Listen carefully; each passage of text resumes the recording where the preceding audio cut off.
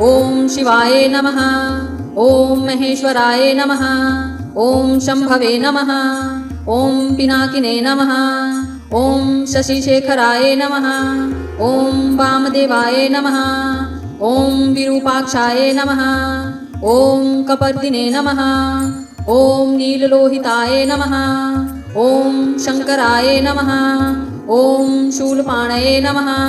ॐ खड्वाङ्गधारिणे नमः। ॐ विष्णुवल्लभाय नमः। ॐ श्रीविष्टाय नमः। ॐ अम्बिकानाथाय नमः। ॐ श्रीकण्ठाय नमः।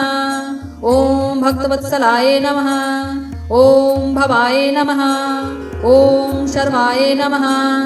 ॐ त्रिलोकेशाय नमः। ॐ शितिकण्ठाय नमः। ॐ शिवाप्रियाय नमः। ॐ उग्राय नमः। ॐ कपालिने नमः। ॐ कामारये नमः। ॐ अन्धकासुरसूदनाय नमः। ॐ गङ्गाधराय नमः। ॐ ललाटाक्षाय नमः। ॐ कालकालाय नमः। ॐ कृपानिधये नमः। ॐ भीमाय नमः। ॐ परशुहस्ताय नमः। ॐ मृगपाणये नमः। ॐ जटाधराय नमः। ॐ कैलासवासिने नमः। ॐ कवचये नमः। ॐ कठोराय नमः। ॐ त्रिपुरान्तकाय नमः। ॐ वृषाङ्काय नमः। ॐ वृषभारूढाय नमः।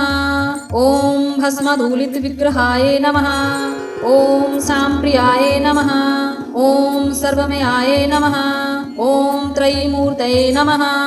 ॐ अनीश्वराय नमः। ॐ सर्वज्ञाय नमः। ॐ परमात्मने नमः। ॐ सोमसूर्याग्निलोचनाय नमः। ॐ हविरज्ञाय नमः। ॐ सोमाय नमः। ॐ पञ्चवक्त्राय नमः। ॐ सदाशिवाय नमः। ॐ विश्वेश्वराय नमः। ॐ वीरभद्राय नमः। ॐ गणानाथाय नमः। ॐ प्रजापतये नमः। ॐ हिरण्यरेतसे नमः। ॐ दूरधर्षाय नमः। ॐ गिरीशाय नमः। ॐ गिरीशाय नमः। ॐ अनघाय नमः। ॐ भुजङ्गभूषणाय नमः। ॐ भर्गाय नमः। ॐ गिरिधन्विने नमः। ॐ गिरिप्रियाय नमः। ॐ कीर्तिवासाय नमः। ॐ पुरारये नमः। ॐ भगवते नमः। ॐ प्रमथाधिपाय नमः। ॐ मृत्युञ्जयाय नमः। ॐ सूक्ष्मतनवे नमः। ॐ जगद्व्यापिने नमः। ॐ जगद्गुरुवे नमः। ॐ व्योमकेशाय नमः। ॐ महासेनाय नमः। ॐ जनकाय नमः। ॐ चारुविक्रमाय नमः। ॐ रुद्राय नमः। ॐ भूतपतये नमः। ॐ स्थाणवे नमः। ॐ अहिर्बुद्धन्याय नमः। ॐ दिगम्बराय नमः। ॐ अष्टमूर्तये नमः। ॐ अनेकात्मने नमः। ॐ सात्विकाय नमः। ॐ शुद्धविग्रहाय नमः। ॐ शाश्वताय नमः। ॐ खण्डाय नमः।